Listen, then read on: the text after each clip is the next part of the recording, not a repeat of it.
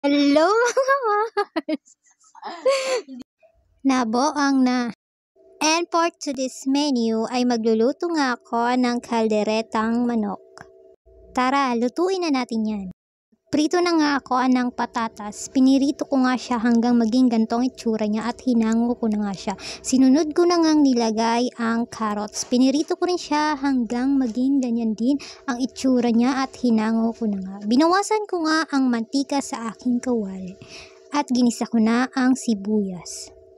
At nung okay na yung sibuyas ay ginisa ko na rin ang bawang. At nung okay na yung bawang ay sinunod ko na nga ang isang buong manok na hiniwa ng katamtamang laki. Nilagyan ko na nga siya ng asin at paminta para maging malasa. Nilagyan ko na nga siya ng tomato paste at oyster sauce at hinalo-halo kong mabuti. Nilagyan ko din siya ng liver spread at tubig, tomato sauce, at peanut butter.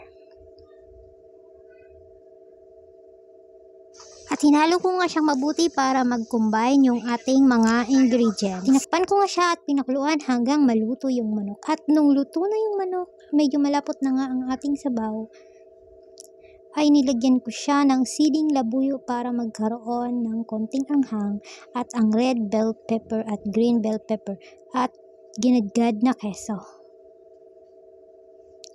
Siyempre, hinalo-halo ko nga siyang mabuti para mag-combine yung ating mga ingredients. At nilagay ko na ang carrots at patatas.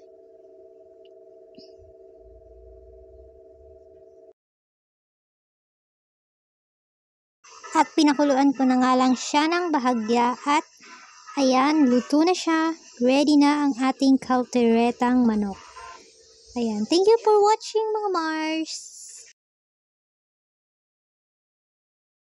Kung tinapos mo ang video na to, ayan, isang sandok ng ulam para sa inyo.